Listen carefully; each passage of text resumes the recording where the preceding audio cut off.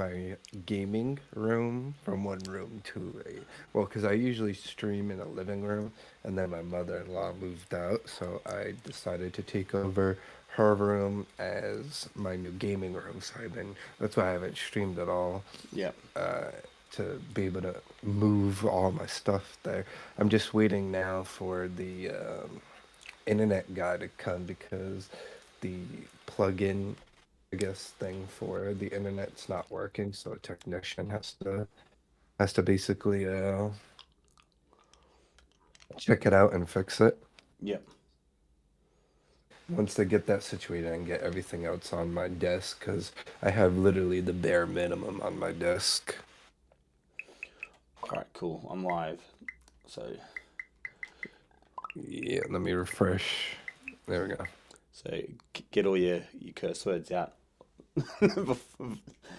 now, and then All right. Let's see. Copy.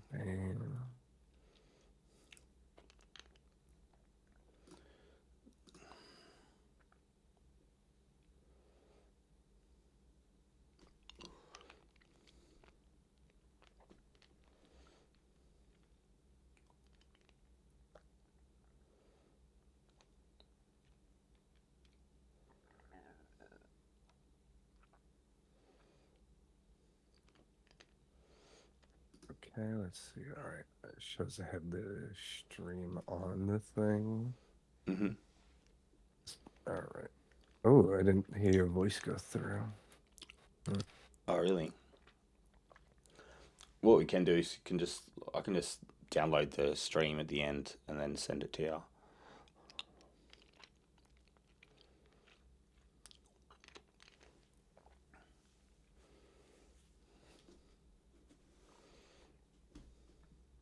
Yeah, that'll probably be a good idea. Downloading the stream. I have no idea why it's not. Yeah, it's all good. I hear you and I hear my voice. It just not. It's apparently not going through. That's weird. Yeah. Yeah, that'll probably be easier. It was just downloading the stream and then I'll give you my email and then you could email it to me or something. Yeah, we'll sort it out. All right. Yo. You can talk to the viewers as well. I know that's how I went. Yeah, because I saw Iron Man. Yeah, thanks, Arlo. I'm there. I'm on the mend. I'm almost in the clear. I'll be back at work tomorrow. All right. Before I start, I'm gonna turn on my ACs because it's getting hot here. Do you hear that, by the way? The ACs, I just turned them on. Yeah, I hit the button, but I can't hear it like whirring or anything like that, or humming. Okay, So I just turned it on. Okay. you're all good. All right, I guess where do you want to start, dude? Okay. Like I said, I have my notebook of questions. Some of them I might go in different orders because when I wrote them, I thought of it at different, different points. But I figured the number one question is probably the best one to start off on because it is this. What sound does each enemy slash item Ooh. make, and show an example of what their sounds are? Yeah, okay. Right. I don't have them all memorized, so this will be interesting. But That's why I said it's good to show the examples of them because for people that might not know, you know, what the items sound like, oh yeah, like they can hear them. it's good because a lot of people will not be bothered to go researching for all the bits of information. So to have it all together is a good idea. Let's just start Yep. filing some in a Like I said, I thoroughly thought all of these questions. See, not knowing what you're going to ask kind of leaves me to be a little bit unprepared, but that's okay. All right, It's fine. We're doing it live. yeah, pretty much. And I'm sure, like, And if viewers have questions, they can go right ahead as well. I will set it up for... I'll have to look up, if they ask a question, I'll have to look at my questions and be like, wait, did they ask what I was That's all good. Alright, let's start with power-ups. And I'll probably start with SMB 1. Just because there's more items in there. And we'll... Oh, I've already silenced. Awesome. Alright, so Super Mushroom is like a synth kind of electronic sound. We got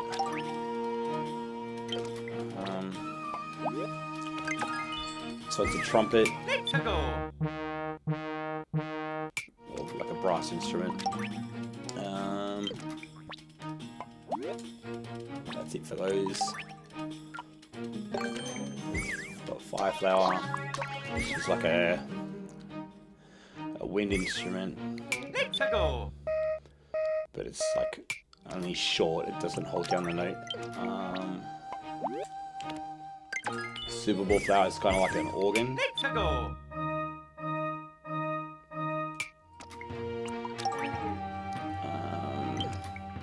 any others for that? No. I can't remember what the big mushroom does. Okay, so it's a shamisen. It's like a Asian string instrument. interesting. Violin. It's just a short one.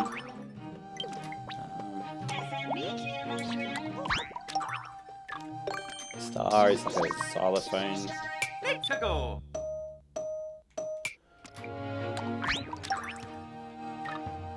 One Up Mushroom is electric piano, I think. Or it's kind of an organ one as well. Like I would say, there's other ones that sound more like an organ. This one's an accordion. And then you got the stiletto one, which is like a higher octave of it.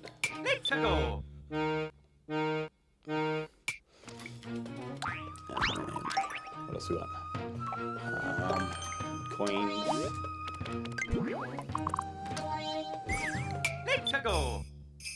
It's like sleigh bell kind of thing. I'm pretty sure the big coins are a different one. I think it's like how do you explain what they're like?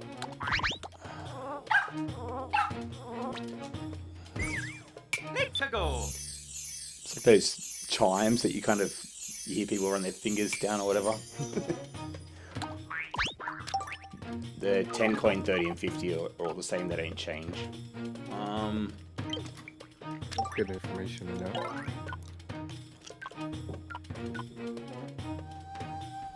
Sorry, one moment.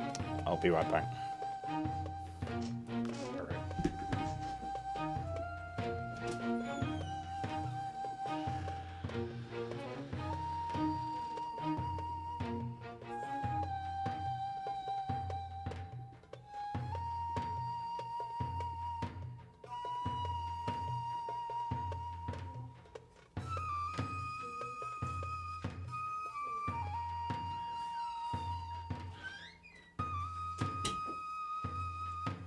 Okay. Sorry about that. Alright, I don't know if you can get the bloopers to make a sound. As far as I'm aware, you cannot. Like some you can get away with when you put a parachute on them. No, no luck. I think that's the same for Cheap Cheeps.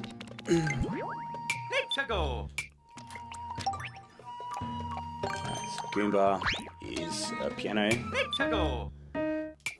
And then Goombrat does like a honky tonk style piano.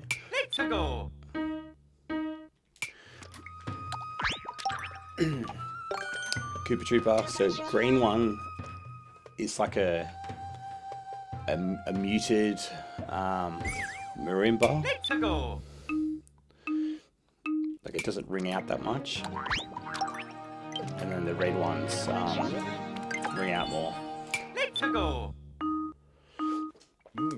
Now the good thing with that is that if you have a melody being played, you can use both of them as if they're one instrument, and then the muted one kind of use it as the same kind of sound effect as you would for a palm muted guitar.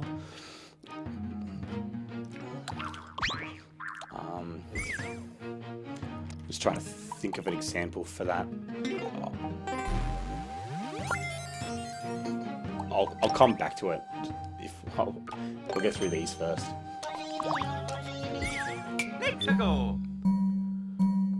I don't know what you would call this one, but it has like weird changes in its sound with its pitch. It's not like conventional notes.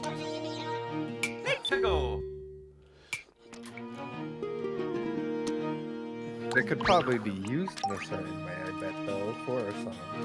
You could. It'd just be like case by case with what song it is and what key it's in. So this one is a, what do they call it? Harpsichord. And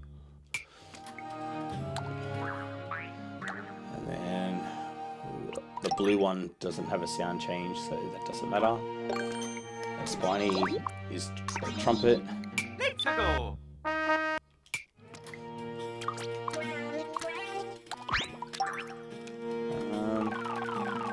That's it for that circle. Alright, it's got Spike, is bass guitar. And then you've got, I think this is still bass guitar. Yeah, so no change there. If it's the spike ball, I think it's like a drum. It's like a top, the toms on what you'd have on a drum kit.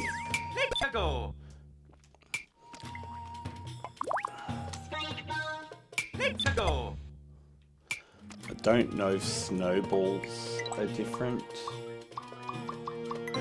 Let's find out.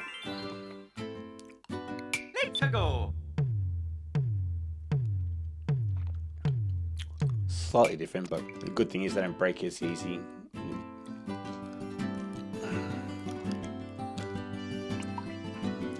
Alright, where are we now? Chain chomps is an electronic piano. Now if he plays with the stump is a wood block.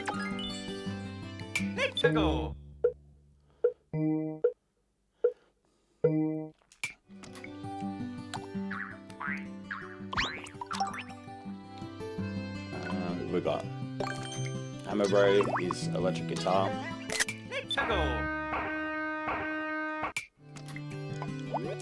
And a Sledge Bro is an electric bass guitar. That's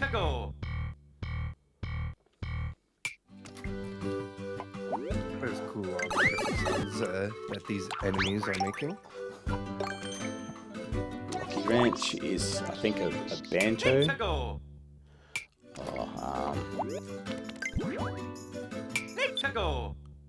How do I get him to play?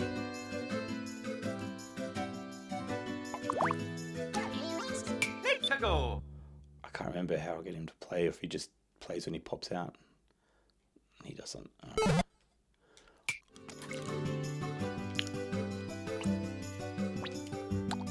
I know there's a way to get him to play, I just don't know how. He's like, no, I'm not going to play.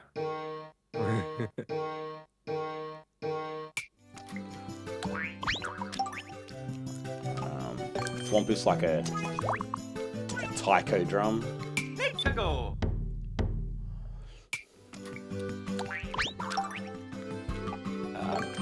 Which is similar to the chain chomp, is another electric piano kind of sound.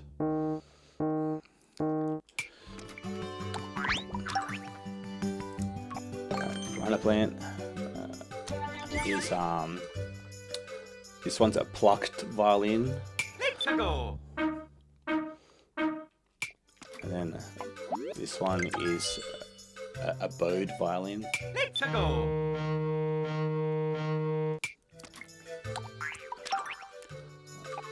That's that one.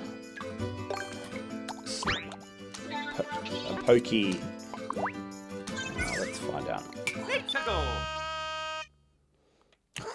That's terrible.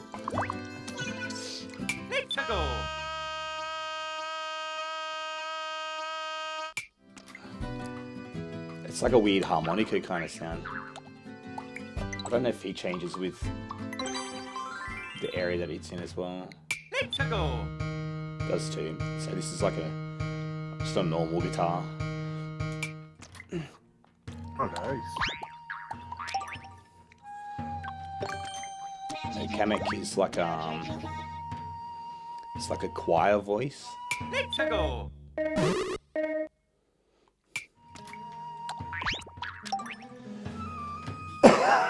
Pardon me. Dry Bones is like a flute.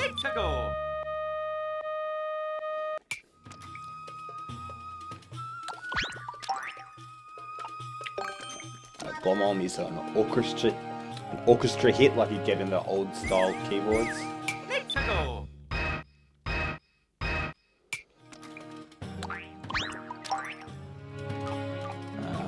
Wiggler is a tubular bell.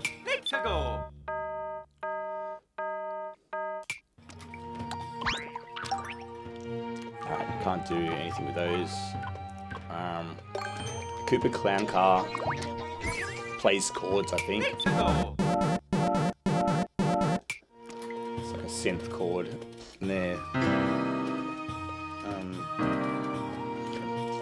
They change sound based on where they're placed. So if they're on the bottom screen, they'll play these minor 7 chords. If they're in the top half, they'll play these dominant 7 chords.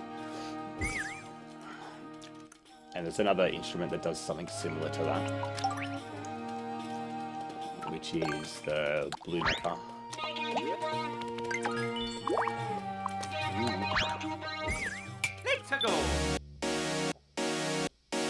So bottom half it plays. What chord was that playing there? It's playing C, D, E flat, F. So it does major 7 chords in the bottom half, and then I think minor 7 ones up there in the top screen.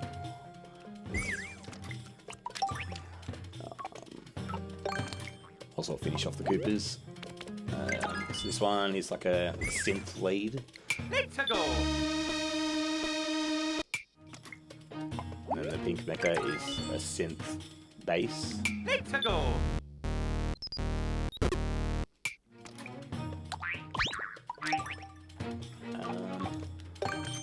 Bowser is like an electric guitar, I think.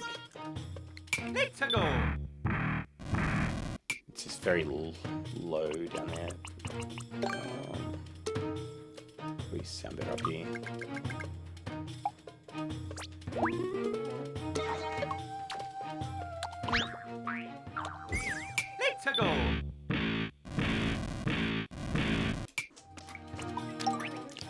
And Bowser Jr., I think it's a saxophone. Yeah. Put him down here. Interesting that Bowser Jr. would be a saxophone. Yeah, I know.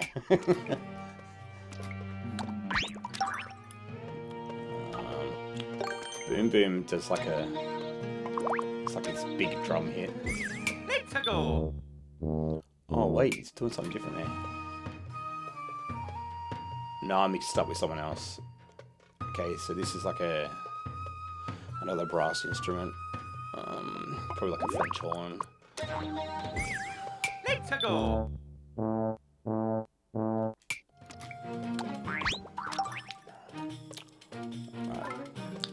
you want me to go through these ones? These are all like sound effects, pretty much. I mean, the sound effects wouldn't really do much. It's just the bosses, right? Yeah, like the only ones that you'd use for sounds would be, I think it's the Morton. There's like this boom and cymbal kind of hit, and then there's one of them does like a reverse cymbal. I can't remember which one. We'll just go through them anyway. Yeah, it does a bass slide for Roy. That sounds cool. They're cool for like intros of songs.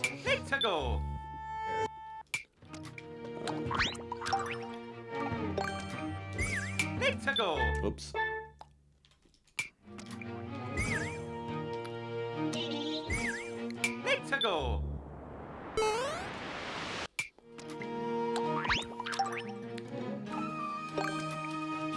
think Wendy has like a UFO kind of sound.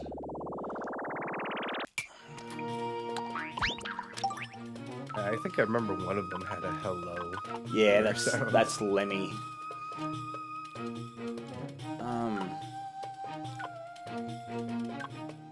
Maybe Ludwig had the... Yeah, Ludwig's the reverse symbol. Okay. Got icicles. So icicles like another kind of xylophone sound. It's probably more like electric piano, but and it's like halfway between them.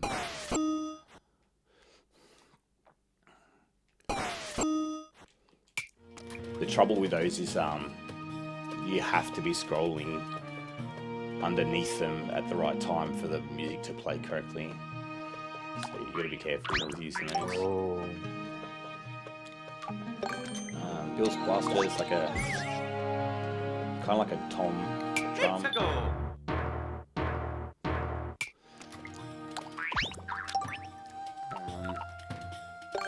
Cannon is another drum. I think they call that a timpani.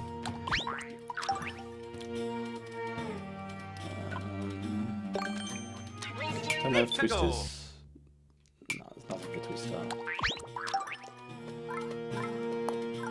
Alright, on to these ones. Trampoline. A vertical trampoline is a cymbal. A sideways trampoline is a hi-hat.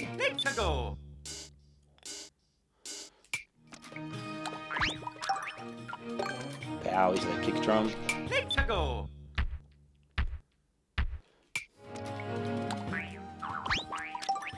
And P-switch is a snare drum.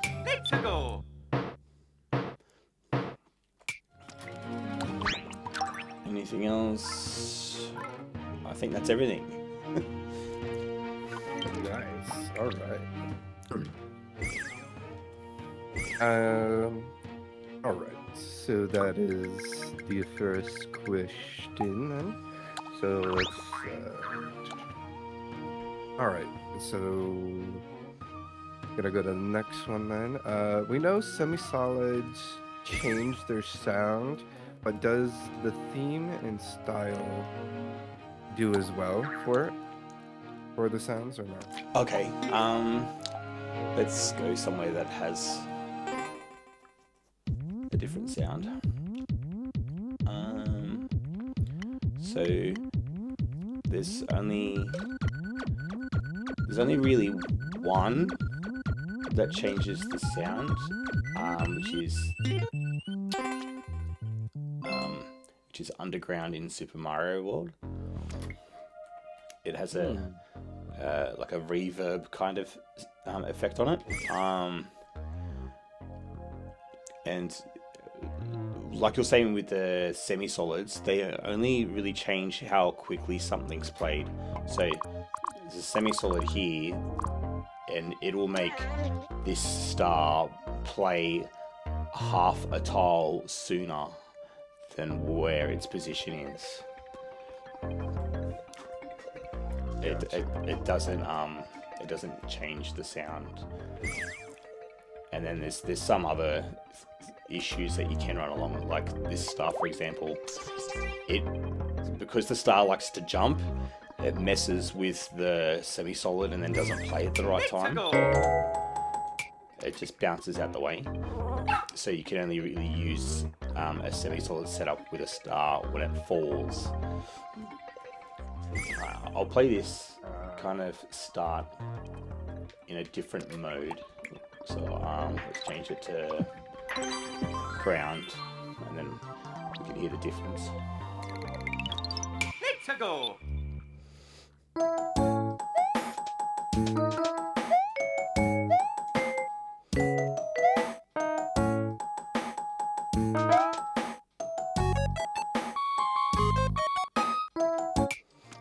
And then change it to underground, and then you'll hear the effects. Let's go.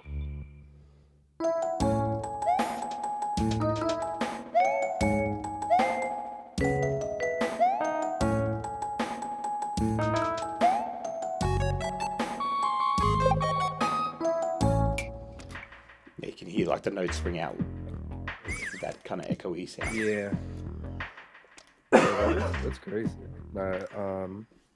Only one. I would imagine. I don't know why, but I'd imagine with all the different themes that Mario had, that more than just one. But I guess just one Yeah, makes a difference. like you would think that if underground does it here, like why not do it in the other play styles?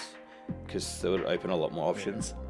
But unfortunately, yes. Yeah, like Night doesn't even do it different. No. No. So night just changes you know, your instrument options, like because that just reminds me, there was like an instrument we didn't get to cover, which is the poison mushroom. There you go. See, good transition for it. So I can't remember if this one has poison mushroom or not. I'm pretty sure it does. So this one's ground night theme. Yeah, there we go. It's got poison mushrooms here. Let's go.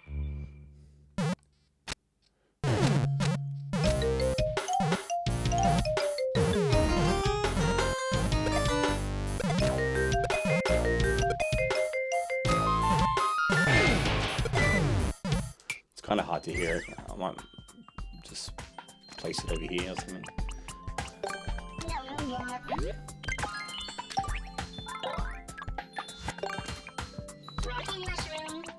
People love building night ground theme just for this bass sound. Let's go. I can imagine. It's just so funky.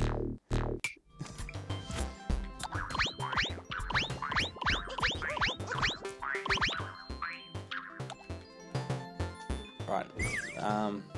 So that covers that, I guess. So I'll hit the next question. And nope, not that one.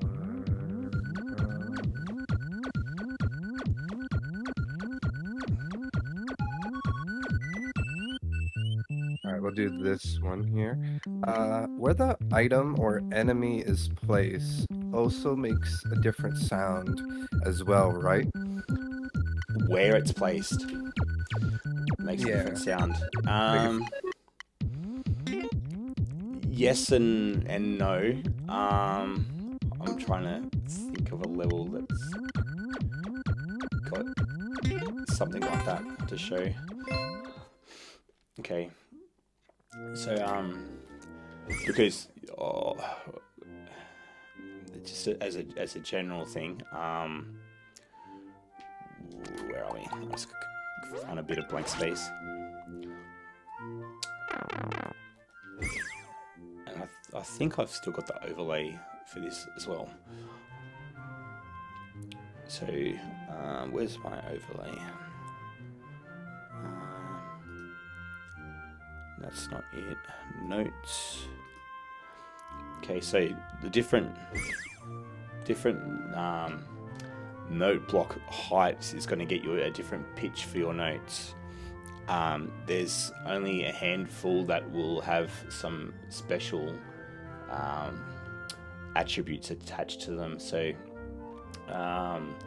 with a blue mecha, like I was saying before, it changes the chord that it plays, whether it's in the bottom half of the screen, I mean in the bottom screen or the top screen. And then I don't think I have it in this level. No, I don't. I'll have to find a different one. It is in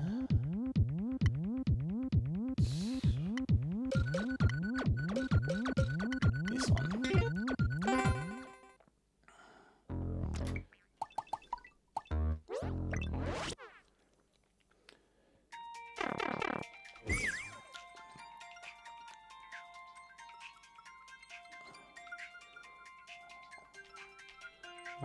Where is it? I'm pretty sure it's at the end here. Okay, so because this instrument plays the chords, it plays C and then up to C here, and then the chords change from here up until I think it's B, so D to here. And so these last couple of spots are actually blank. It plays no chord at all. And so what it does, it actually acts as a cutoff to make any other notes that are played by this entity get cut short. So as an example, this one here is playing C, D, E is playing an E major 7 chord, and because of this parachute, it's playing as if this note is 11 tiles this way. So 1, 2, 3, 4, 5, 6, 7, 8, 9, 10, 11. So it's playing as if it's here. And then this one is being played only a couple of tiles afterwards to cut it short and stop it from ringing out the whole way.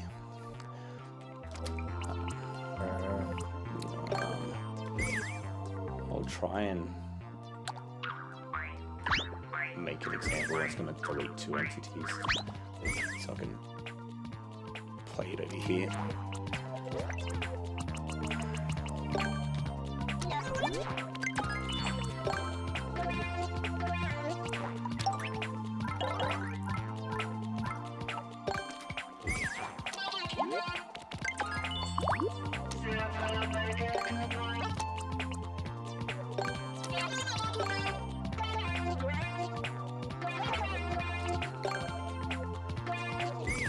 Let's go.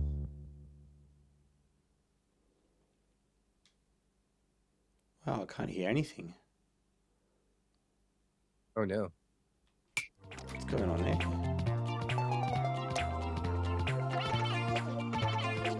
Let's go.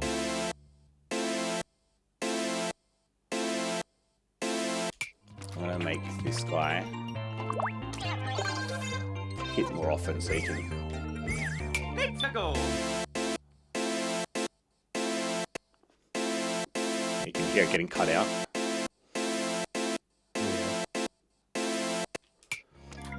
Give it a nice little pause in it. I can't remember if there's any other ones that really do that. The other ones, there's some of the bosses, they say different things or do different sound effects depending on what screen they're on as well.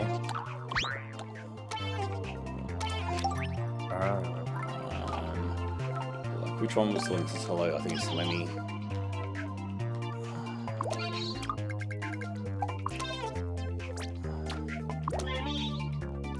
So here he might say hello, and then up here he might say something different in this screen. Let's go.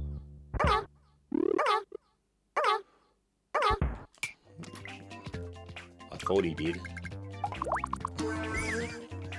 Let's go. Hello. He's like, I'm a Nah. prove you wrong. It's just doing it at a different pitch in his voice.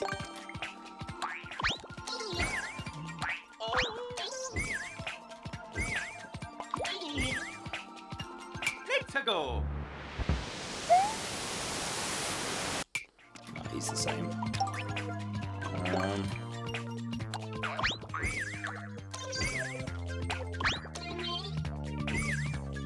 Let's go.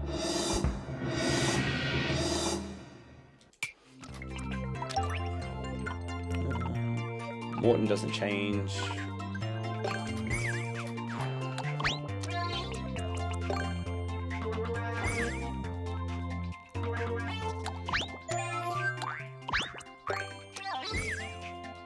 Let's go. No, I don't see the change.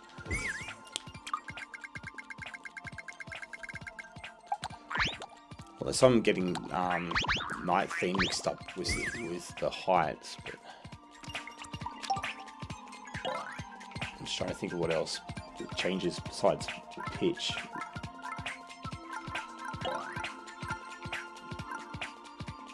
Also the placement too, right? Like left and right, two of it would also like change what it sounds as well, right? Sorry, what was that? Oh, I said for the item, like left or right of it would also change it too as well, besides the height, right? It would change the timing. It won't change the sound going left to right at Oh, all. it changes sound, got it. Yeah. Gotcha. Everything left to right is just changing the timing of the song. And so like how fast you go through the level kind of determines the speed of the tune, and also how close you put your beats together. Because do I have one that's, I think this one's kind of got stuff in it. So in this one, I've got these P indicators just as like a guide for my timing. So these are where my beats are placed at 4 tile spacings. So not only the auto scroll speed setting the tempo, but how close these are together as well. Because if they're closer together, then the beats are going to be tighter, and then the song's going to be faster. So like if I had a 2 tile spacing, it's going to be twice as fast as what it is, or with where it is now. But it's good to be able to do that for changing the speed of your song, but you got to be careful, because like if you've got a lot of notes playing really quickly, then it's really hard to fit them in. So this is kind of a pretty good spacing. It'll cover most of the speed of notes being played together, especially when you're using semi-solids, because you're getting this extra half tile spacing as well. So really you can fit 1, 2, 3, 4 notes in a beat, and then you've got these extra half ones, so you've got 8 kind of spots. Ah.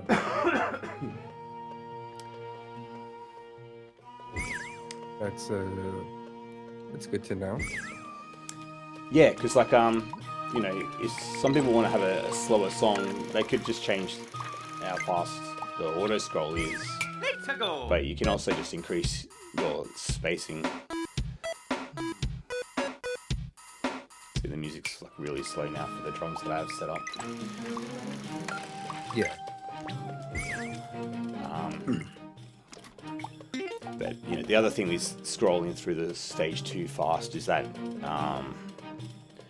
you might run out of space to fit your tunes in the level also. Like where is it? I'm trying to find my Flintstones one. It's that one you go through super fast. Where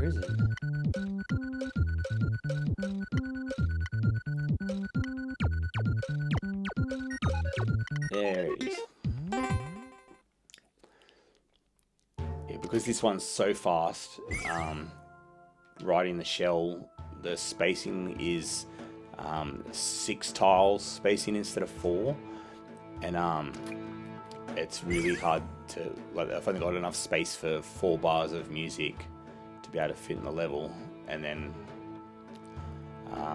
and that's it. And it's the only besides it looking cool, the only reason I had this setup where you get caught and pause for a bit and then continue on is so I had space to fit the last bit of the music and still have space for pixel art at the end. It was more than just a gimmick, it was actually required. Otherwise I would have run out of space. And even still, I think I had...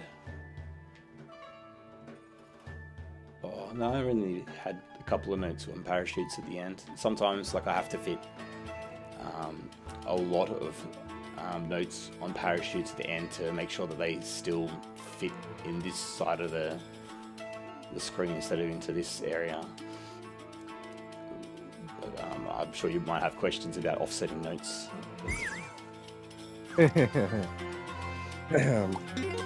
I mean, the next question I had was for like starting music makers. Like, for starting music makers, would you recommend the normal music program for their like very first song that they make? Yeah, I would say using the programs are a good place to start until you start to learn more music theory. Like, the more music theory you know, the better. Like, because you would be able to transfer sheet music from MIDI files into the game yourself without needing a program to do it for you. And the main reason that's good is because you learn extra tricks that the programs don't pick up to be able to have more songs available for you to be able to fit into a level. And there's lots of them, and I haven't used the programs myself, but I'm sure that it would be the reason why a lot of stuff that wouldn't seem possible using those programs actually are. I could probably give some good examples of that. So you were saying like transferring the sheet music into a MIDI file in a sense. You obviously being musically gifted, that would probably be easy, but for somebody that obviously isn't, how would they go forward for that? Yeah, I would say it's just going to take practice.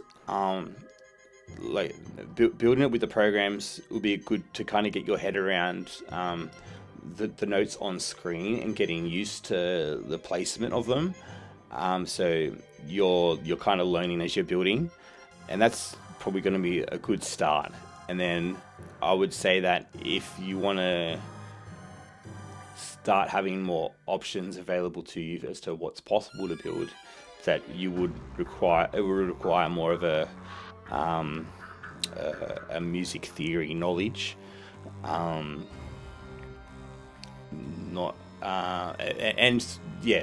more you build, and the more you might see other music players build as well, music creators, the more tricks you would also learn.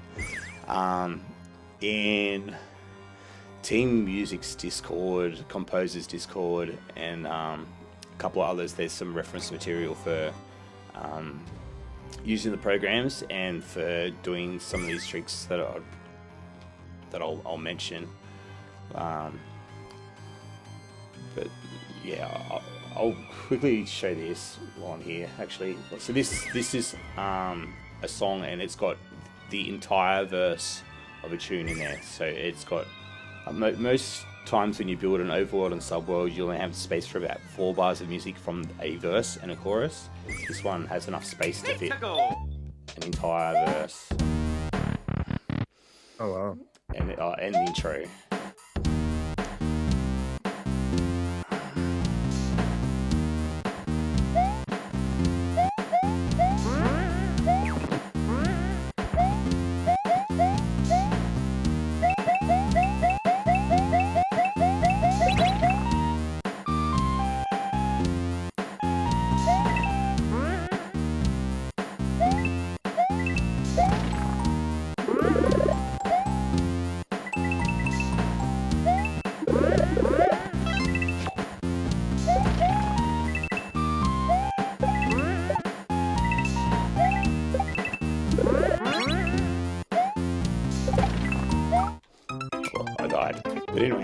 can see how the music's go much longer because these scroll stops pausing the tune in spots where there's no melody that's actually playing.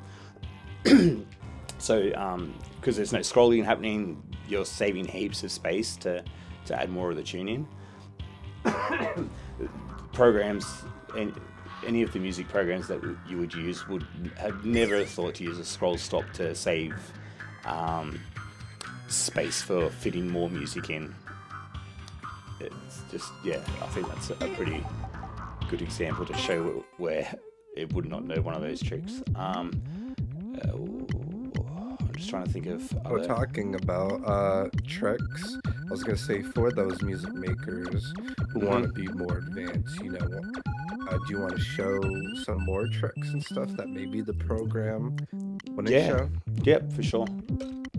I'm just trying to think of another tune that will show a bunch of tricks. This one.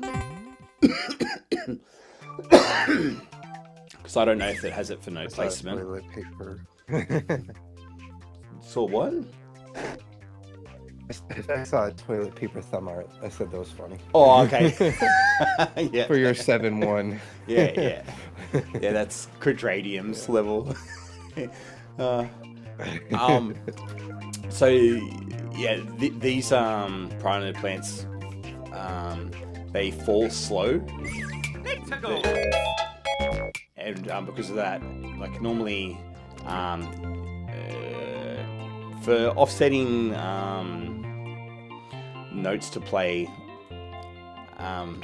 in a different position. So like, let's say this guy here, he falls to tiles and hits this note block as if he's in this position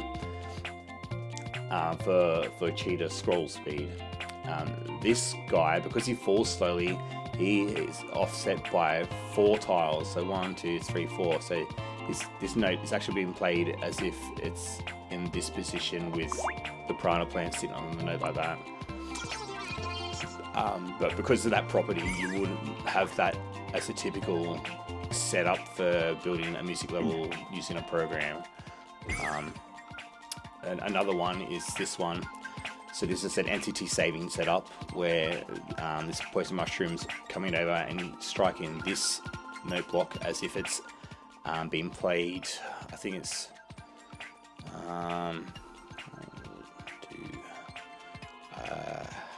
8 tiles away. So 1, 2, 3, 4, 5, 6, 7, 8. Because this is song is got the 4 tile spacings per beat, it's playing as if it's 2 beats away. But I just got raided. Hey Flame, welcome in. Oh, thanks for the shout out. How's your stream, dude? So yeah, this kind of setup you do have to be careful though, because there's not a lot of instruments that move at the speed that the poison mushroom would. And the other thing is, if you get too far ahead of the poison mushroom, it's going to chase you before it reaches the note, and then it won't play the note as you want it to. So some of the setups can be item specific, but yeah, programs aren't going to know those kinds of tricks at all. And then another good example. I haven't seen any of the music programs do shell launcher speed setups for music levels either. So that leaves out some speed options for how fast you want a song to play. This tune, it's using a... Oh, what just happened? Sorry, I've just lost my screen. Oh no. Oh no. I can hear it, but I can't see it. One moment. No problem.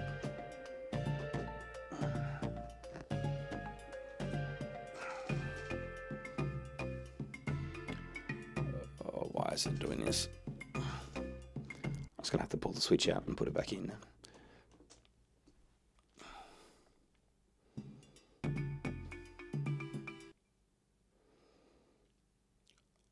I hope that fixes everything. Okay. I got to reset. Technical difficulties, people.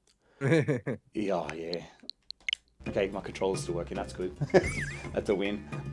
So this is a very slow speed that you travel in, and so a normal drum loop actually doesn't work, and so I've had this setup where the loops are going in this kind of figure 8 configuration of 2 different loop lengths so that they average out to create the correct loop, and there's no way a program would pick that up or figure it out. It's the first time I've had that problem for this kind of music level speed or travel speed. And then not only that, I've got this kind of like spot here where Mario has to hit the wall to stand on the shell in the right position for the music to sync up properly with the drum loop. It's really involved. Triiskade. Yeah.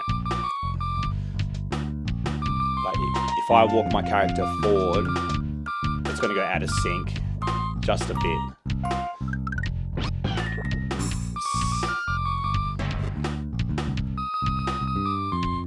So I have to stand in that right spot for it to work.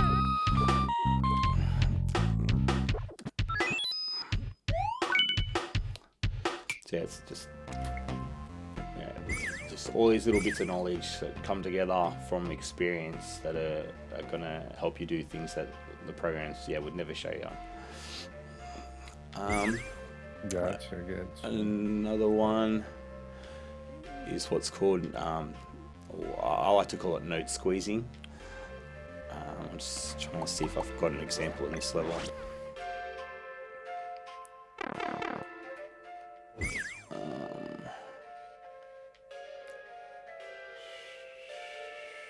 Do I have it? I kind of have it, but not the best example. I'll load up something else.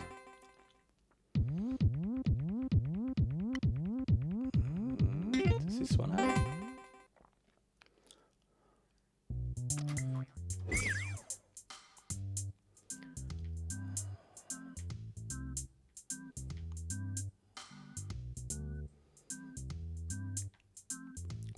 Yeah, okay, this kind of has it.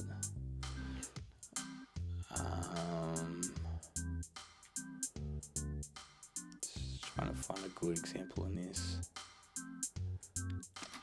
I might just load it. I might load up something and just draw it in. Might be the best way to explain it.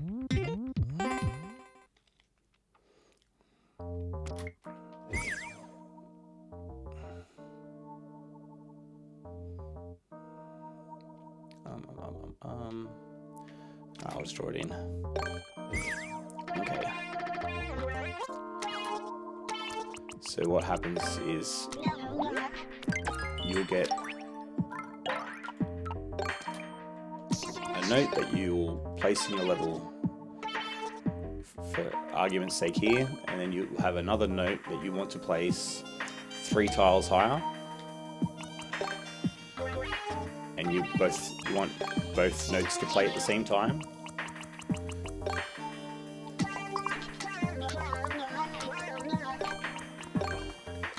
And what happens is this mushroom is going to push this note block down, and then this one, it will bounce up but not have the space to land on top of the semi-solid, and it's going to get pushed back down and play the bottom note a second time. Triiskade. So it's like a double strike, which you don't want to have. Now there's a couple of ways around it. So you can either offset the note and have it play like this so that it plays as it scrolls at the right time. Or you can do, it's called a note squeeze.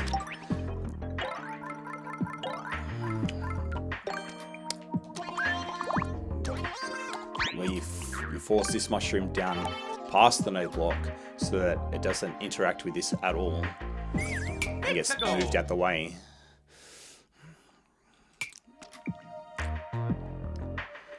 The only kind of downside you can get is the note hitting the one-way, like it makes a sound. But if it's placed high up in the level, you don't really hear it that much. And it's not really a problem if there's a lot of stuff being played at once.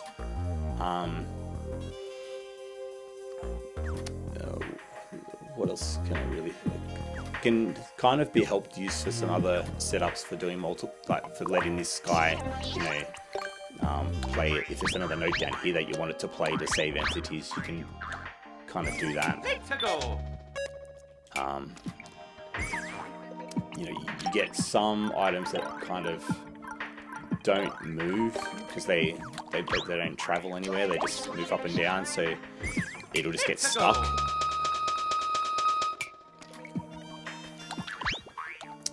Which is kind of unavoidable. Some you can use parachutes to help it move out the way, depending on where it starts. Like, it doesn't work with the Fireflower, but I've been able to do it with a Dry Bones. We usually get moved out the way. Oh wait, I moved the one way, didn't I? Silly me. Some move to the left better than the right as well.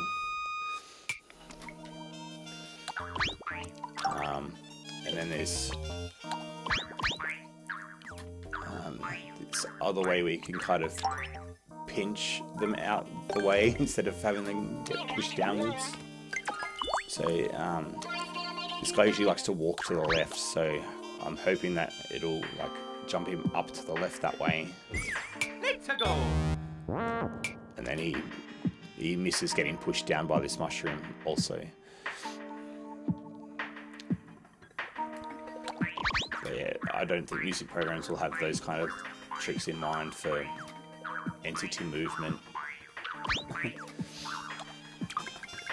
No, they probably just have it placed in a particular spot and be like, alright, that's where you put it. Yeah, it'll be like, not possible.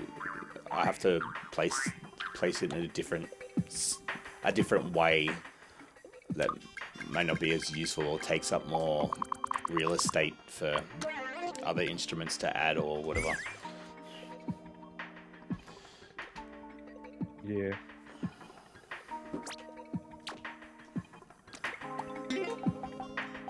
If you can't think of any other ones, then I have the next question then. I think that's about it. That's all that's come to mind for now, anyway. All right.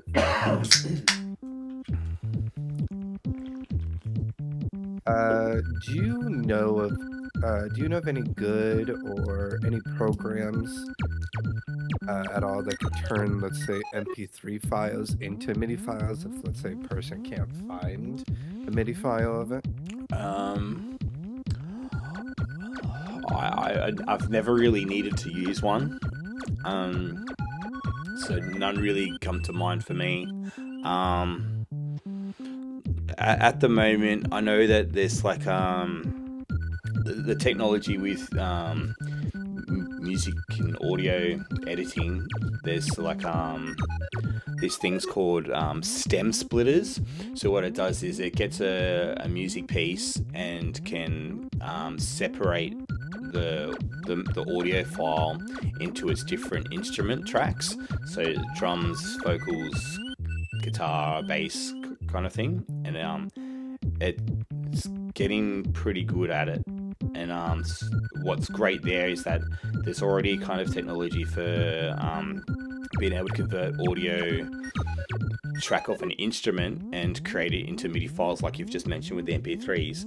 So what's great is you can separate a tune that you want to make into a music file into its separate instruments, and then because you might not be able to fit like a full band or something into a music level. Usually you've only got enough space to, do your drums, lead instrument, one accompanying instrument, and bass, and that's it. So you can kind of pick and choose then what instruments you want to try and get the notation for to change into a music level, and you'll have some extra options there. And it's good because if what a music making program might be able to help you with previously that it couldn't, sorry, it now can, because you can select what other layers that you want to put in there, which ones you don't, and then it might accommodate better for trying to fit them into a level. So the technology is getting there to do that. If I've been looking into it to help out Team Music for having more options for levels that they can build, but it's not quite there yet. But it's something to definitely watch. So it is getting there, but Yeah, not so fully there yet. yeah, so there's stuff for changing MP3 files into MIDI files. It's not great, the ones that I've seen, and usually it's just for one instrument, but it's getting better for multiple instruments. It's good. It's good. All right, I just got raided again. Hey, Long, thanks for the raid. I will bash the keys. Watch your ears, everybody. Bashing keys in 3, 2, 1. I'll just give Long a quick shout Everybody out. wants to know this knowledge. It was like, oh, Yeah, well, I was talking to Long, one of my previous streams, about that technique with the one ways for squeezing notes in that he was unaware of before. So yeah, I'm sure he'll find this useful. He likes building music levels. Yeah. All right. So we'll move on to the next question then. If someone, let's say, they had a song, but the MIDI file wasn't doing the song, let's say, correctly, what would you suggest to a beginning music maker into making that song? Oh, yeah, that's hard, because it's really hard to tell what mistakes the program's making, or if it is, what ones they are, because there's a few things that could go wrong. You could have either the converter that's converting the file could be bad.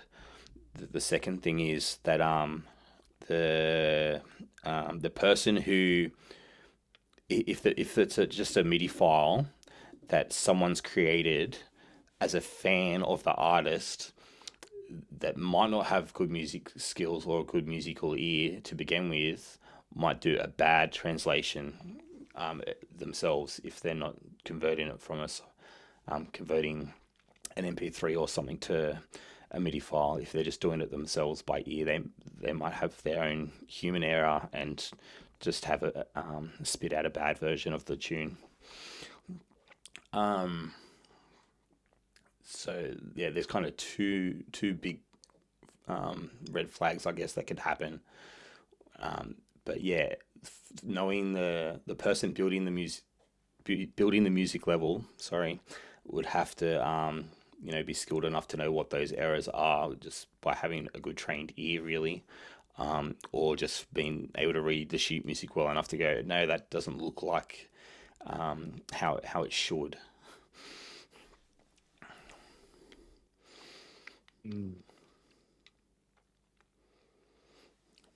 Gotcha. All right. So let's head into another direction of this music making. Yeah. Do you know much of looping music or no? Like how to loop music? Yeah, I know some stuff. I know, like I say I have enough general knowledge about it, so I can try and answer what you throw at me, and we'll see how we go. All right. So the question I have here is, do you have any tips for beginning music makers for if they want to get into looping music? Okay. looping music, I'd say, is the hardest section of building music levels by far, because it's more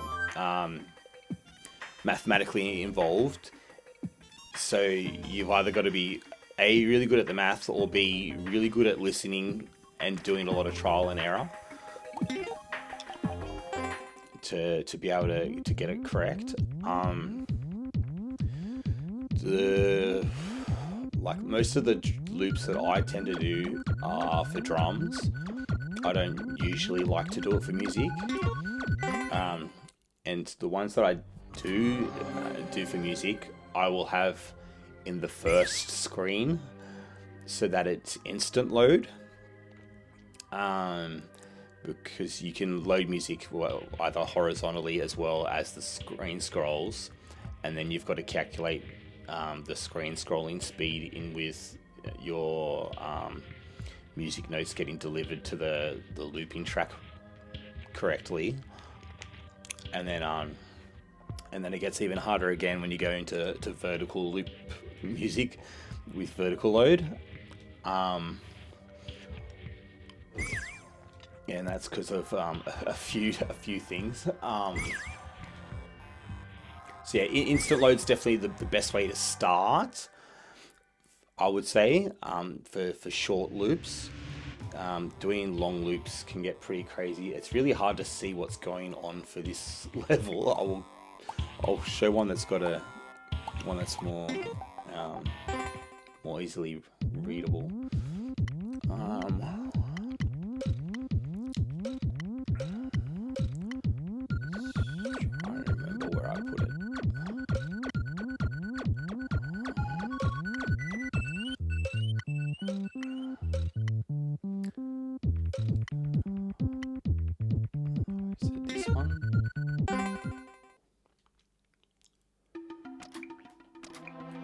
Okay, this one.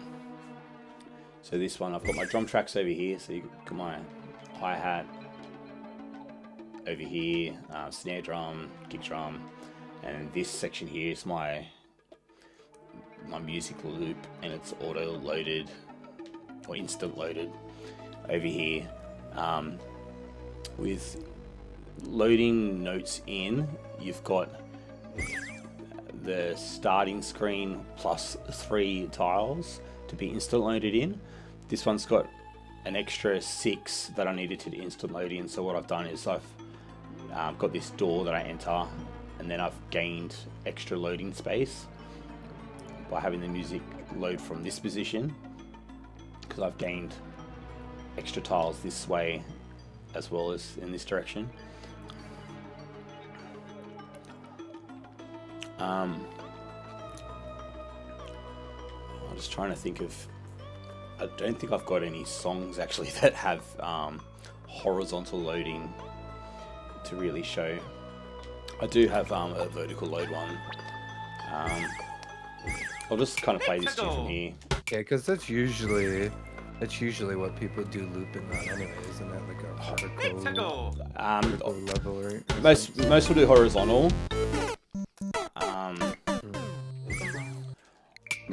Yeah, most will do horizontal, and you have to wait for the music to load in before you can start traversing the level.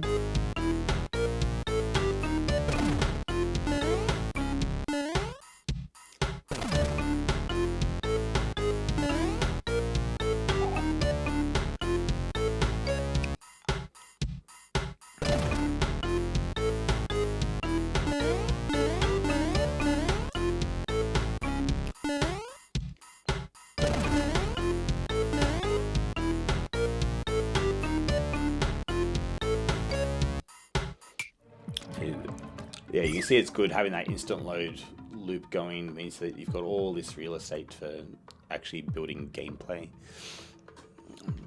These notes here are only just like one bass note from the loop that's been left out because it changes between a high note and a low note. Alright, the vertical.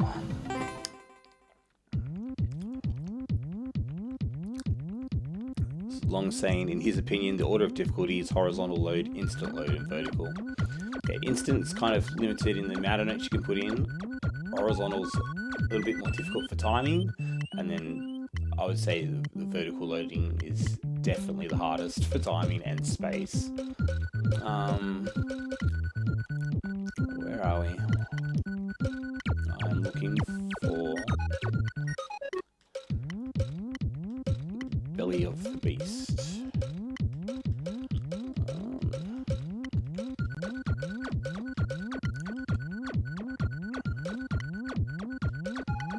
There we go.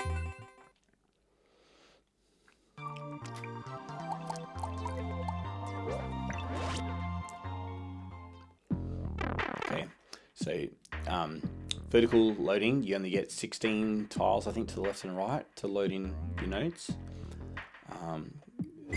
This is actually just a screen shake thing. It's not to do with the music. And so, yeah, the tracks are just ridiculous to get them working. Down here's actual just gameplay. So I've got one section of the melody here. I've got another section here.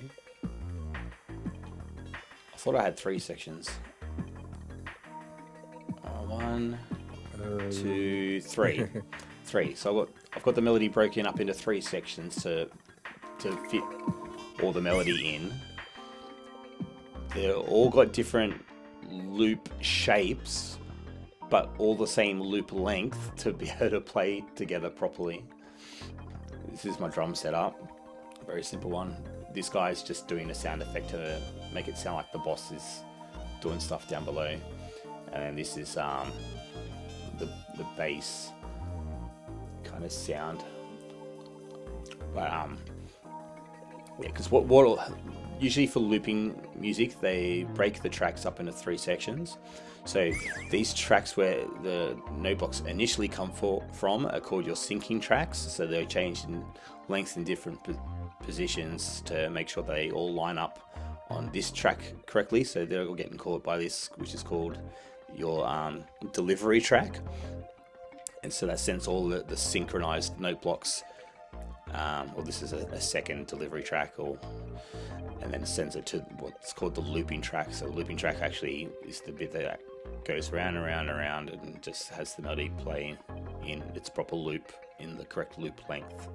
So yeah, so first track sets the notes in the right positions so that when it hits the loop, it's playing in the right order, the right spacing. Delivery track just sends it there safely.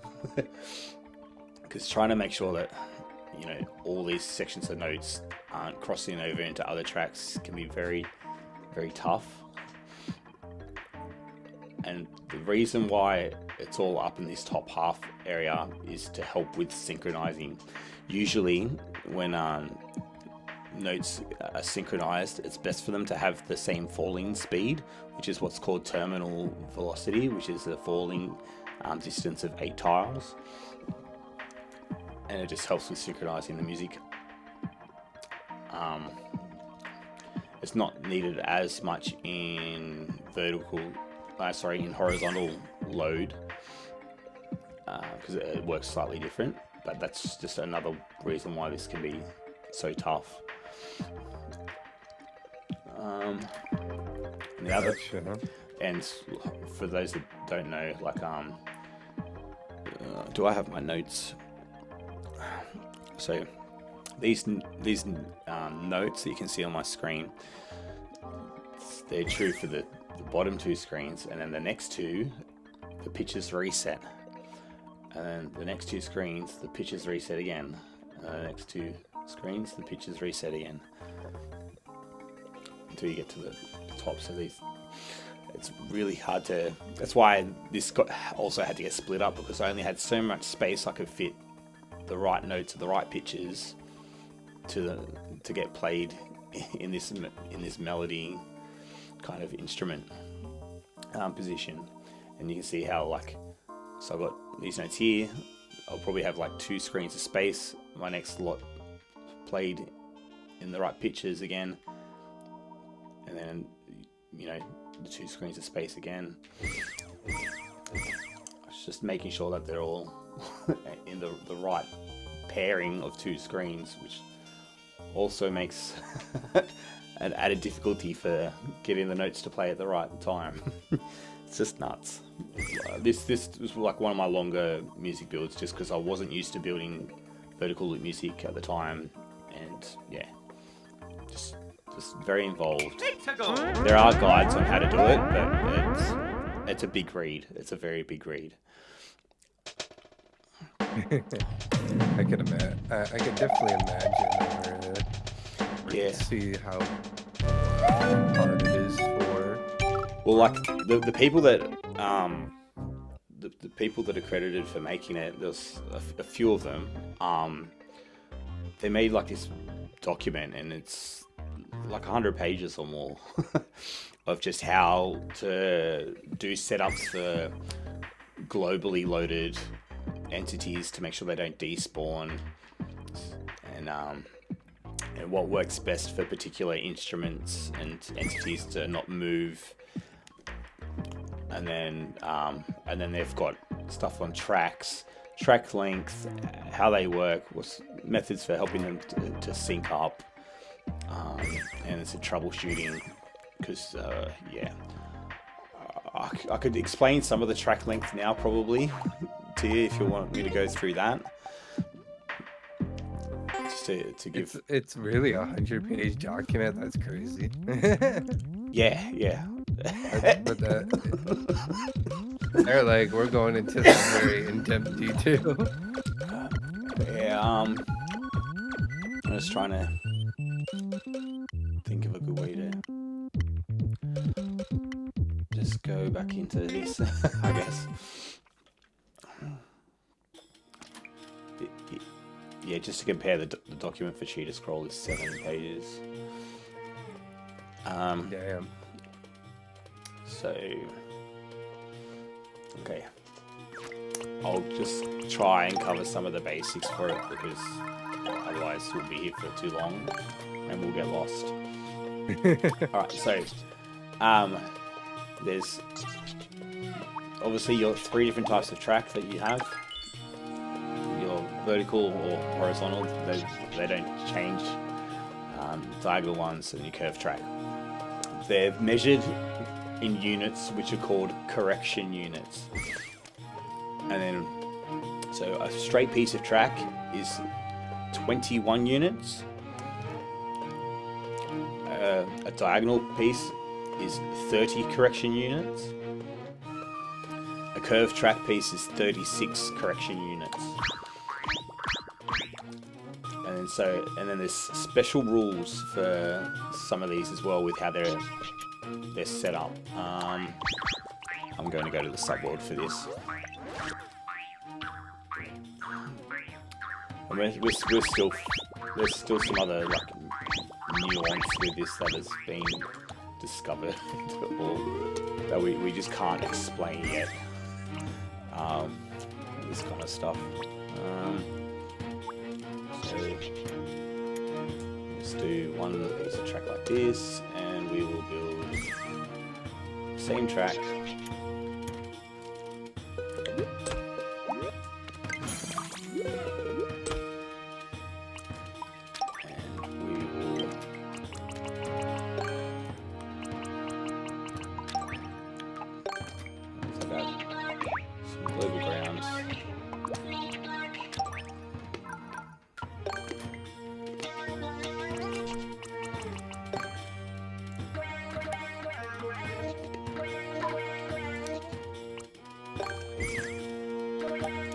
Alright, so we've got 3 pieces of track here that are 21 correction units, so that makes 63 correction units. This is the same. You would think that they're both starting from the same position. They should hit here at the same time. What happens is, over time, these two will desynchronize.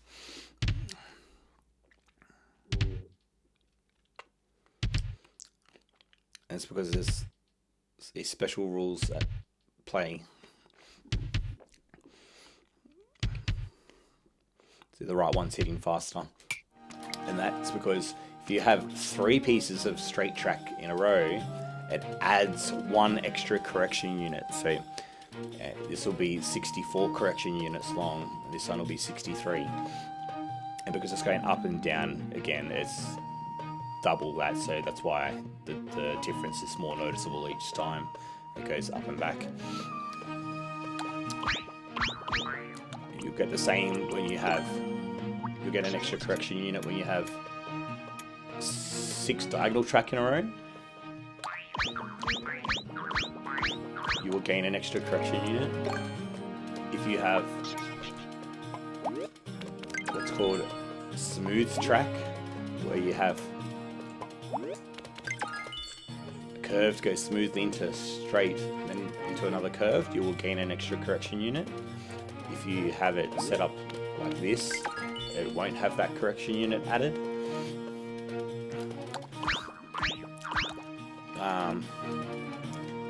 And then there's more into this we can get into, but you'll have like other little ways to make slight corrections by having gaps between your track and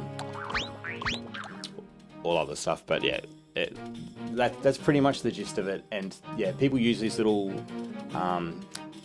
correction unit adjustments that get made with these special rules to help synchronize their music up properly, and to troubleshoot where sections of their loops don't work as intended.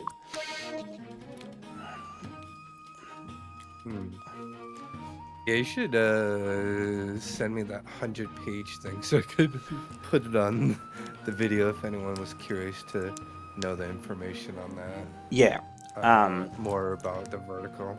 Yeah, well, that guide is called the Global Loading and Tracks Guide, I think it is. I think Long's just put it in chat already. Oh, okay. Global Loop Music Guide. Global Music Guide, yeah. I'll save that so I can put it in the video if anyone wants to. Yeah, I think read it, you know.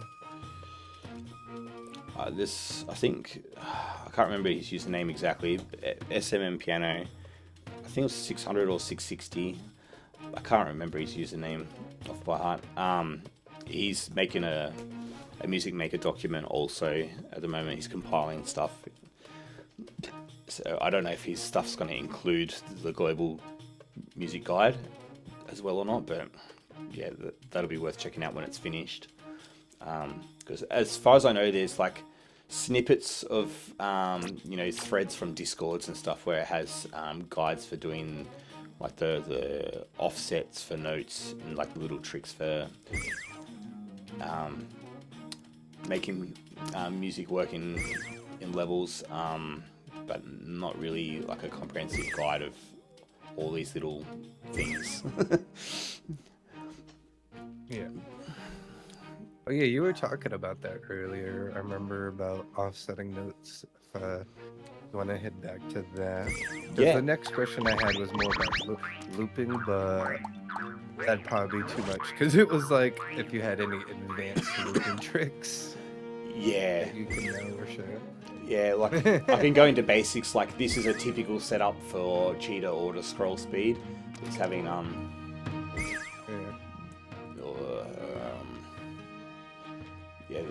having this setup is like what you normally have for your 4 beats. But yeah, offsets. Do I have any offsets in here? I don't think so. It's fairly simple, this tune. Let's load up something else.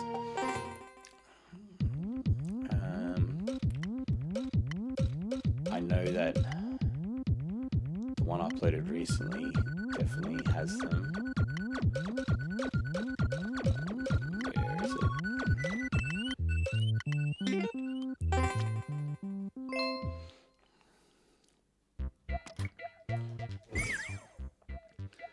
Right, so this is offsetting for cheetah auto scroll speed. So that's what I've got this one set for. So you've got placing an entity 2 tiles up will play as if it's 2 tiles away. If it's only 1 tile up, it'll play as if it's 1.5 tiles away. So it's playing like a tier. unless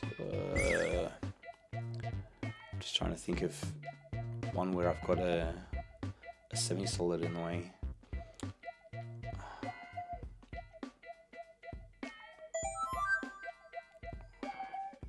That's the hard thing, is after I've built it, it's hard to see where I've placed them because they're hidden.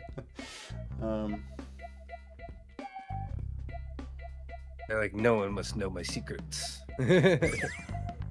Yeah, I might have to pull up a different level to show it better.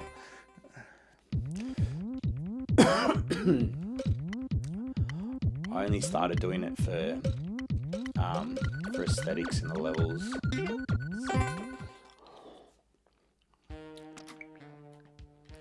So this one's also shooter speed. I know down here I've left them. Yeah, so this one's 1.5, or is 1 tile displaced, so it's gonna play as if it's halfway between this spot and this spot. But because it's got this one, this semi-solid where the note block is, it's gonna make it play half a tile sooner. So this note is actually being played right as if it's right next to it. So I've given a displacement of only 1 tile by using the semi-solid with the vertical displacement together, which is great for being able to keep the offsets nice and close. Although I typically rather have stuff displaced by doing the two tiles high for the 2 tile displacement. That's usually my go-to, because what happens is you can get a lot of these needed, and because they're always 3 tiles wide, it gets it really tricky sometimes to make sure that, you know, it's touching this one but not accidentally touching the one next to it where you don't want it to. So I try to avoid using semi-solids where I can. The other displacement I usually use is the parachutes. So this one is one that's displaced by 1 tile height with a parachute will play as if it's 6 tiles further down. So 1, 2, 3, 4, 5, 6. So play as if it's here. If it has 2 tiles of vertical displacement with a parachute, it'll play as if it's 11 tiles away. So 1, 2, 4, 5, 6, 7, 8, 9, 10, 11. So it's playing at the same time as this guy. So they're the typical displacements I do. These ones are just outlandish ones. Like I've got, although this note block's placed in a different vertical position to this one, horizontal, sorry. The way it falls with the parachute, it still lands as if it'll still touch this note block, but it's still, you know, displacement as if it's 11 tiles from this position, not this one, because this is spawning in this horizontal position, not in this one. So the displacement gets counted from here, not from here. The reason it's set up like that is to make sure this, I've run out of entities to put power-ups in. So what I've done is I've put it inside this note block so that it can still spawn. I've gained myself an extra note to use in the music level, and then these travelators push it down to play here.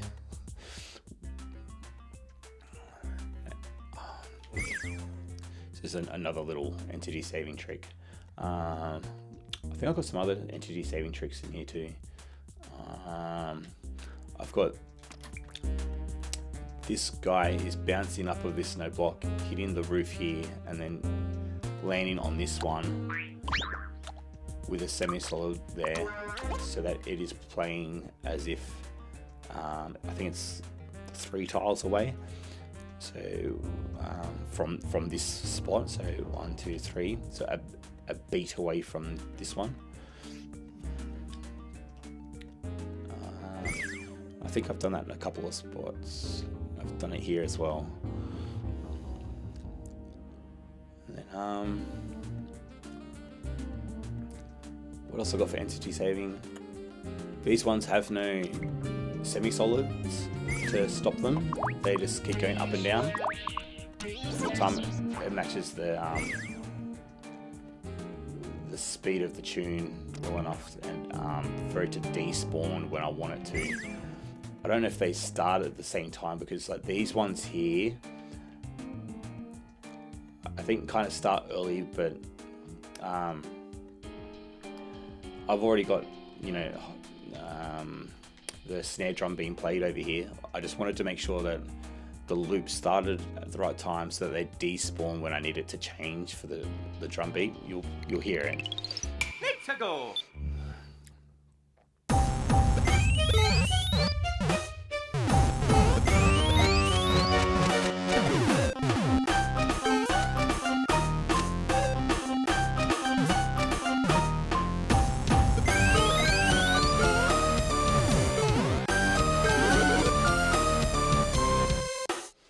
Yeah, it kind of comes in when the drums speed up, and then it cuts out when the drum pattern changes to that half time for the breakdown.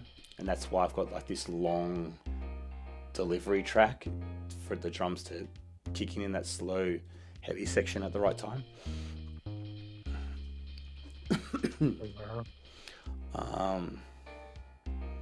These Mortons are those boom sounds, and then this is kind of killing them at the right times. When they fall, because they make an explosion sound when they go off screen, to try and have that go in time with the music also. I don't know if you can tell that happening.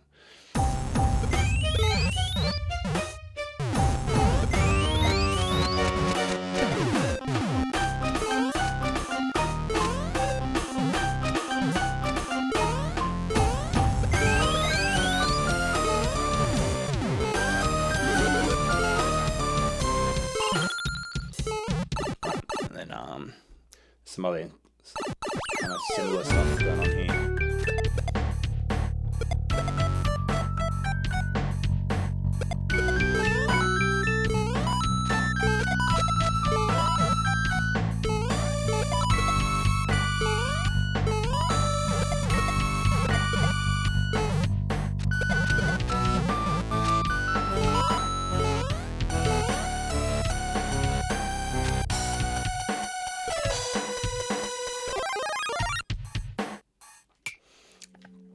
So I've got that little slide at the end. So you got the synth playing the note, and then these mushrooms are playing really quickly to make it sound like this note's been slid down to this one. And then I'm letting it get stuck in this one way for a little bit to hold the note down, and then letting this guy kill him to have the note stop when I want it to stop. Let's go.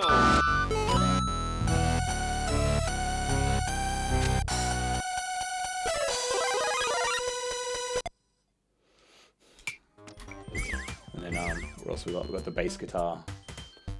Got these setups so that they keep bouncing up and down to keep repeating the bass line, and then these these hard blocks are killing them at the right time for when these ones spawn in to change the notes. So I think these are playing for a full bar, so I'm saving, I don't know, like 16 notes or something each setup, something like that. Let's go. 2, 3, 4, 5, 6, 7, 8, 9, 10, 11, 12.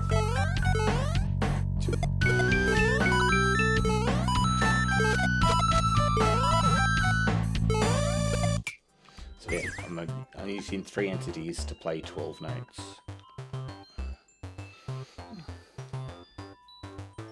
That's good. You're playing that many notes and not using as many entities. Yeah, I'm trying to think of any other. I think that's all I've kind of got for entity saving stuff. I think I had one other with some mushrooms. Not in this level. But I've shown an example of it anyway, the poison mushroom, so I think that's okay.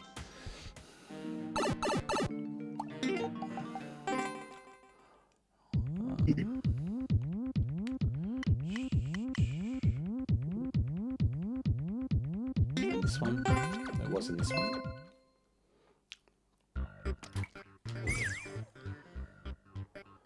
So this one... It's in the sub-world.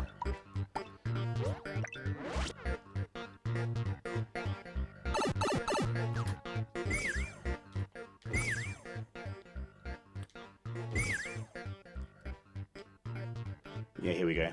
So I've got this guy bouncing, walking over here, hitting this one that has the semi-solid with it. And it's to play this note as if it's 4 tiles away. So 1, 2, 3, 4. And this one's playing the next beat, and then 4 tile displacement again. So I've got it set up there, up here, and then I've got a weird setup, kind of doing the same thing. And then I've got all these ones here with the red on-off blocks to spawn block them all, so that when you finish playing the level, Let's go.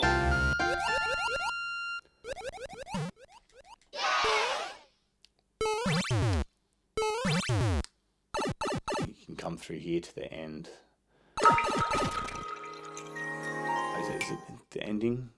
It is. I think it's the ending. I have this kind of like bonus section. If you enter this pipe, Let's go.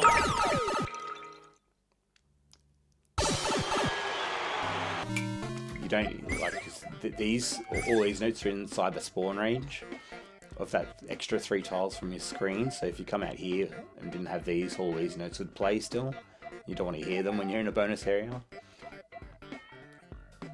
I don't know why I had so many of them over here spawn blocked too. Oh, I think I know why. It's so that when you enter the key door here, you'd go into this section, and when you come back, that these are all silenced. You don't have to hear them again either.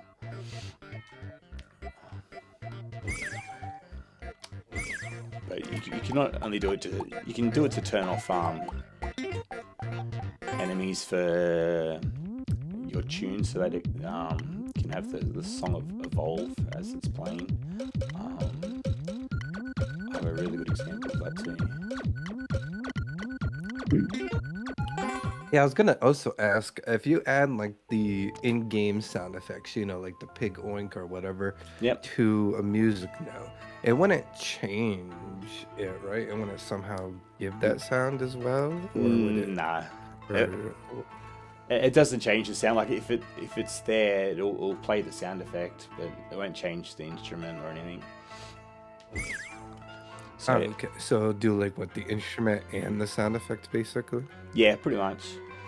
Like with how I know for stuff spawning out of note blocks, if the entity that touches it to spawn it is directly on top, it hasn't loaded it enough for it to spawn out of the block. It usually has to fall a few tiles first, or if it's using a parachute setup, then it'll definitely strike the note block in, at the right time to let it be on screen enough and spawn in. So this one's got is spawn blocking a good chunk of the tune, so that on the first playthrough you don't hear much of it, and then when you hit the switch, it'll send you back to the start. The drums will kick in and you'll hear everything. Let's go. So what I've done is I've scroll stopped the drums so it doesn't play when you go through this door the first time. It's outside of spawn range, so you only hear the stars play first.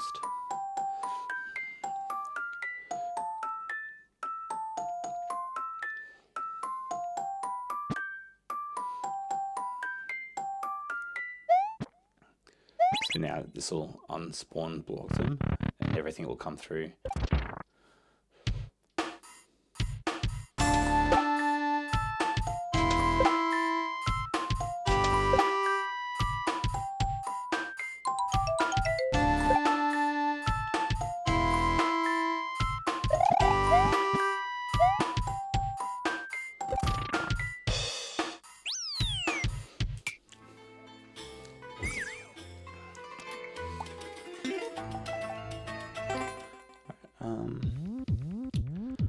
Just trying to think if there's any other techniques.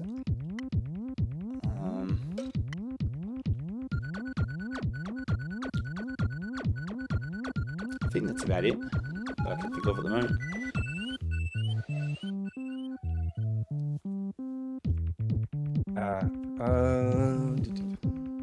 I mean, that was all the questions I had on my notepad. We already went through all 10 questions that I thoroughly thought of that would help. I feel like would help people, or questions maybe I wanted to know, maybe other people were thinking too, in a sense. So, yeah. I don't know if there's anyone from chat that might have any music questions.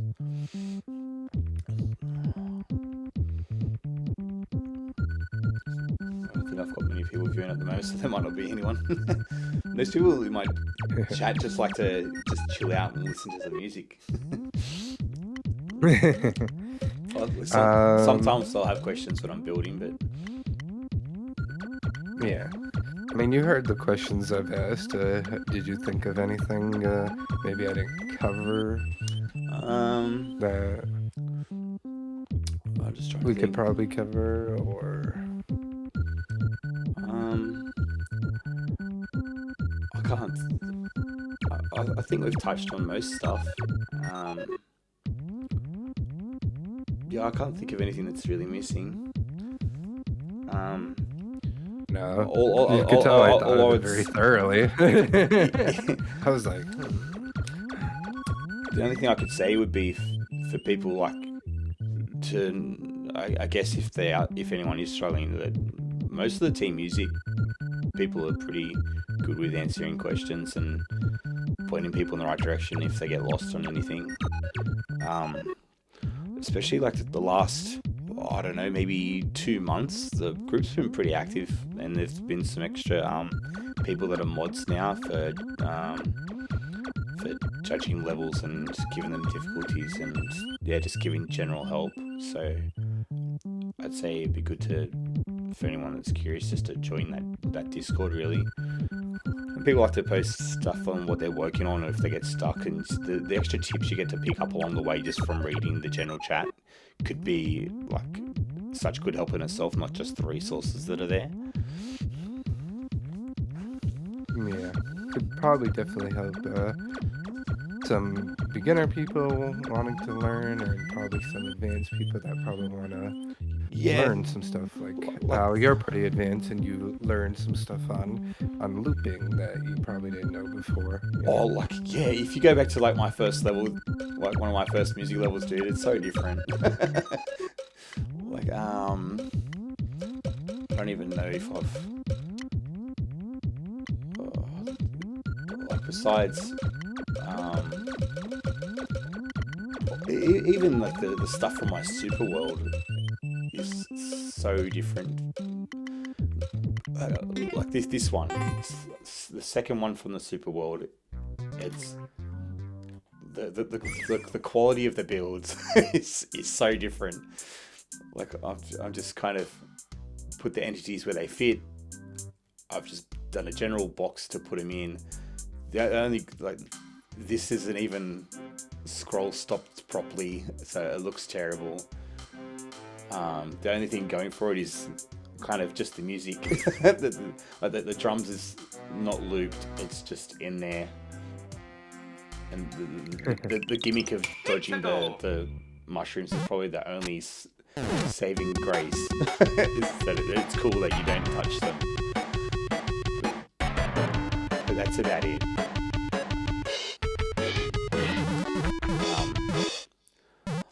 Like, you know, I don't have I didn't even know that. Like, you tell these are all copy pasted because they all have the shrubs on top on the right hand side. I didn't even know that was a thing to be able to copy those things over. Any other tips I would give would probably be ones that are general to building levels as a whole, not just music ones.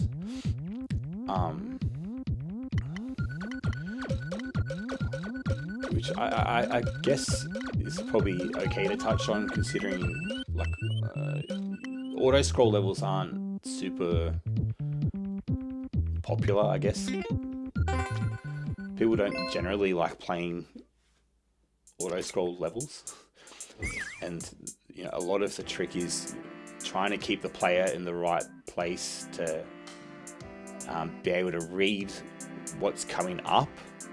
This is for playable levels, not auto ones, obviously.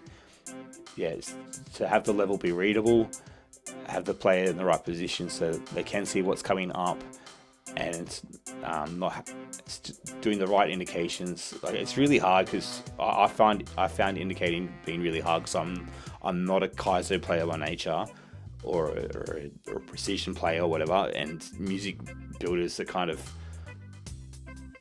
doing a mishmash of both and all kind of thing. I guess you probably have that with Team Fantastic and stuff as well. It's like you just want with people that don't know, like, making and stuff, it's probably, I would figure it is probably very hard for them. Let's say if they are getting into this music making and making the levels with the auto scroll, and then they're not good at let's say level making, then they're trying to figure out the timing and everything, so then the player is not going like too fast through, let's say, a slower auto scroll, and they're not going fast enough through like a cheetah scroll. Yeah, and I would say that the only there's one thing I've kind of picked up a bit on lately is like where you've got setups that, like, because you want your setups to be fun, but you feel like sometimes to make the setups to work, you have to treat your auto scroll like a speed run, so that the player's always at the right spot, or they're kind of forced to kind of be at the right spot for them to beat the level, and you kind of although I've kind of noticed you've got kind of two different approaches. You've got these setups that are player triggered setups, and then you've got setups that are just scroll initiated setups. So ones that are going to happen no matter where you are in the level. If the scrolls come to that section, it's doing its thing. And then the ones that are player initiated, it's like the player has to hit some sort of item or whatever that creates a chain reaction for the setup to happen. And usually those ones are the ones that are easier to manage. They might not be the best suited for what you're building at the time, but yeah, if you can try and stick to those ones, it's much easier to get the results that you want, and for the player to do the correct things in your level. But it definitely comes down to the creativity of the player as well, because like you're not going to consider that every time you build something. You're just going to go, oh yeah, let's just play around with this kind of idea and see what happens, and then you go, oh, I like it, I want to keep it. And it can be really hard to change something if you just can't get it to work as well. Yeah, it's something I've been. Sorry, guys. Yeah, I was gonna say, yeah. Basically, it's just like test. Test. Yeah. No, I'm serious. That's what you got to do for the levels. You got to test it. Like people don't understand, like, when it comes to like level making and stuff. How like I'll make like probably like a light Kaizo or something, and I'll test through every single section. I'll test through it multiple times, even though, yeah, that level to me would be easy, but I want to make sure that, the flow is working well and everything is working right and all that stuff. And it's probably the same thing with music too, and the making combined with it. Probably test to make sure everything sounds good and the flow of the song sounds good and Yeah, all that other stuff. I guess that's another thing to point on is like the process for building a level and like where you kind of start. I'm just trying to think of a way to show you that. I've probably got one that's in the works. This one's in the works. Because usually I'll determine like how fast do I want to go through the level first, and that the song's potentially going to fit. Sometimes it's guess and check.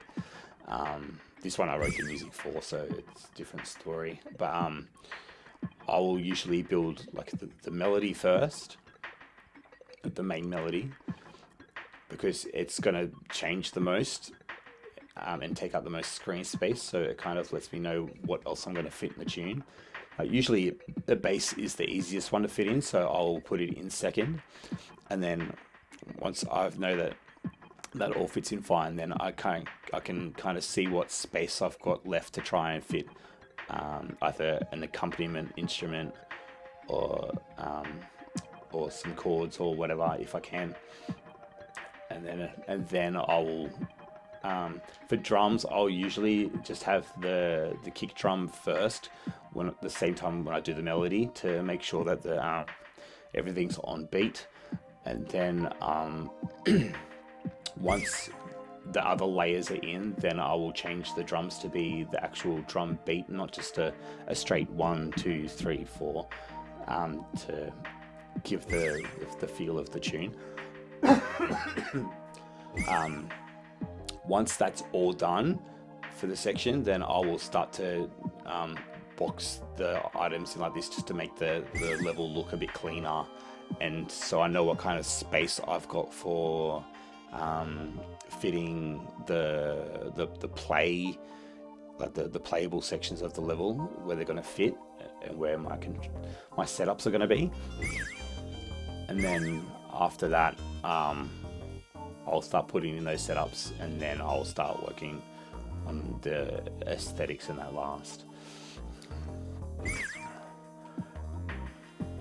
Yeah, everybody has, I think, a different way when it comes to aesthetics. I'm probably like the people consider it maybe weird that I'll work on a part and then I work on the aesthetics at the same time. So then I have, I have that more, I guess, done in a sense. Yeah, I guess like I mean, sometimes I will go back and I will check, obviously, my aesthetics and be like, okay, am I pleased with this? Am I happy with this? Yeah, but usually I'll work on it. Like I'll work on the section and then I'll work on aesthetics at like when I'm done with the section. Yeah. I might like do, let's say, two screens worth, and then be like, okay, I'm working on the aesthetics now, and then I might come back afterwards to like recheck to see how it is. But that's just my style of how I do. Yeah, see, like I like to, because I hate everything looking boxy for the aesthetics, so I try and put these uneven shapes in, and then I've got to make sure that the setups aren't affected by those or the music sometimes, because like this one, putting these semi-solids in, it's been like I'm out of semi-solids just to do that for the aesthetic look, but it's just like the stupid extra work to do for it, but I think it's worth it. Some people say it's crazy. So I've got to make sure that I have to make sure that they don't overlap each other and delete other ones and then break the music. And people don't understand when it comes to level making. You gotta take your time, and then you gotta put like, I mean, if you want it to be, good, you gotta take your time, gotta look at it. Sometimes the people don't understand the aesthetics do carry a lot of weight, which is good and can also be bad at the same time. Yeah, you got to make sure you don't overdo it to have like what I call like visual noise to distract from what you're supposed to be doing in the level. But yeah, because you see that a lot in the auto music, like the popular ones. It's like stuff going on everywhere, and it's like, man, if this wasn't auto, I'd have no idea what I'm doing. Or like you just try. Yeah. Like you have to find the perfect middle. It can't be like, too much, but also can't be like too little. I think sometimes. But like, I know I've been guilty of it in the past too. Like I'm not, I know I'm not perfect at it sometimes. I'm definitely guilty of it. I think I did it in like, I did it in my Christmas level or something. But it was auto, so it wasn't super bad.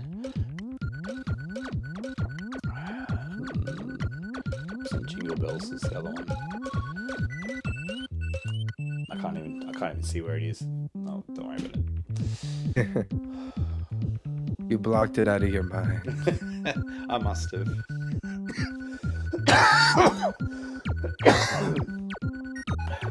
Now you deleted it. You're like, I can't deal with this. Bye.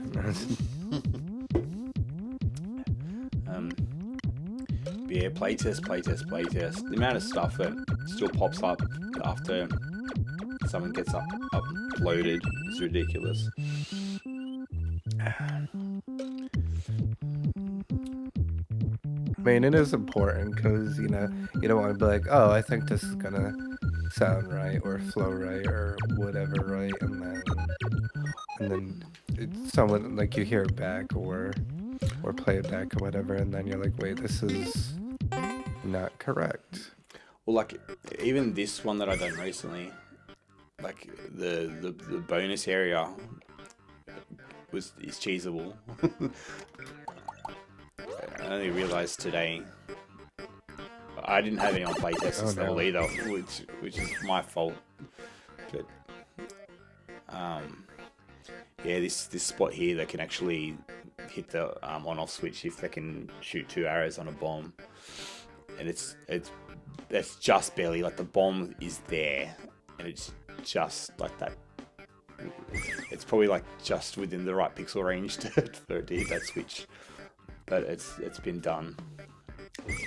So, oh well. It's like, I even originally had this switch here, but I was like, oh, I don't want it to have the wall in the same spot and a massive line here. It's just me wanting to have the irregular shapes again. So I just put it one tile in, thinking, yeah, that'll be fine. But no.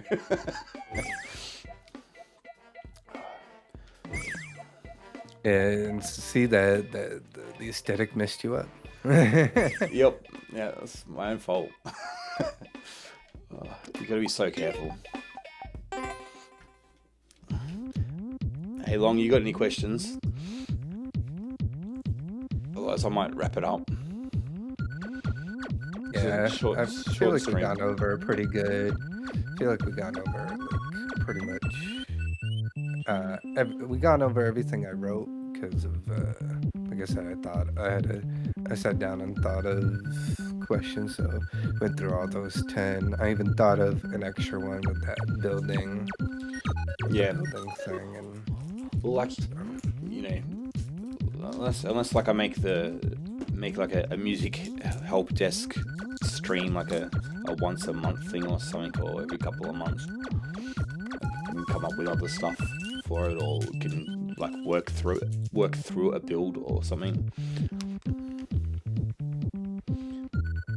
And ask questions as we go. yeah. But yeah. Alright, cool. It's like a short stream, only 2 hours. Maybe I should just do viewer levels. No, you gotta send me the VOD. I mean, you can end the stream. Stream and then download that VOD. I'll download it, So I'll trim it, and then I'll send it to you. Yeah, I wouldn't do that to you. I wouldn't make you find the halfway point. Quarter. I'd be like, oh no.